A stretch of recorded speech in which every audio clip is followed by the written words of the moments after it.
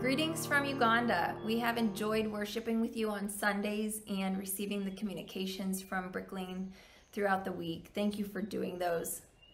We wanted to send a little video giving a family update, a ministry update, and just a few words that we hope encourage you. As far as a family update goes, please know that we are safe, we're healthy, we're doing okay. Thank you so much for praying for us. We really appreciate that.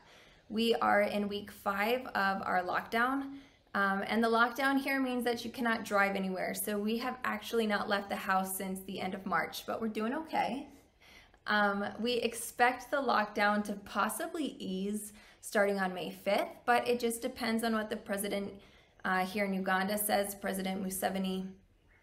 We expect him to be giving some details in the next few days to let us know what that will look like. During the lockdown, we've both been able to work from home, which has been great. We've been enjoying the extra time together as family and enjoying also the full days with Danny. As far as a ministry update, I'll start with Amazima. One of the things which has kept us busy over the last several weeks has been the distribution of food. As the lockdown has progressed, there have been several families that have had less and less access to food. So Amazima thought that we would step in and try and provide some of the food for those families.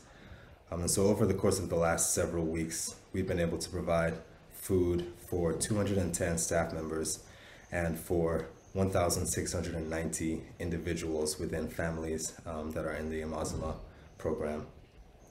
The other thing that has kept us busy is providing security and coordinating security for the properties that Amazima has. And while that has been challenging, and while some petty crime has been on the rise, we're thankful for God's grace in that we have stayed safe during this whole time.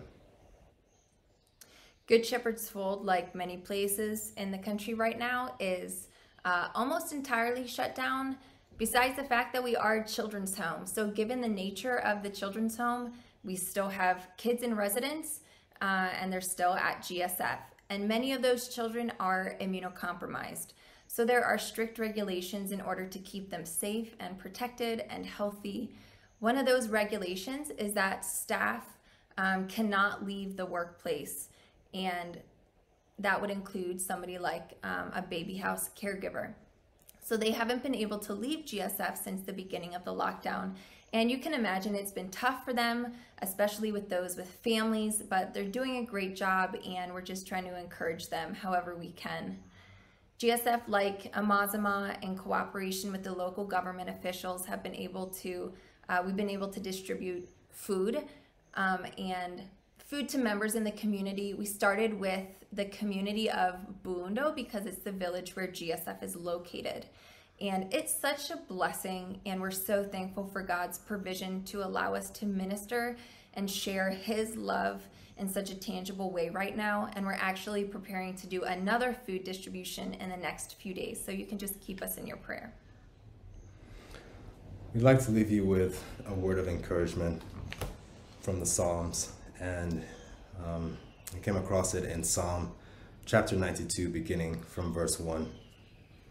It is good to give thanks to the Lord, to sing praises to your name, O Most High, to declare your steadfast love in the morning and your faithfulness by night, to the music of the lute and the harp and to the melody of the lyre. For you, O Lord, have made me glad by your work. At the works of your hands, I sing for joy. And we thought this was a good reminder of the goodness of corporate worship and also of the truth of God's steadfast love. His love for us hasn't changed and it will not change. It's also a good reminder of God's faithfulness and of His great works, even in the midst of this current situation that we're in. Thank you for your continued prayers. Please know that we're praying for you too, and we love you. Bye. Bye.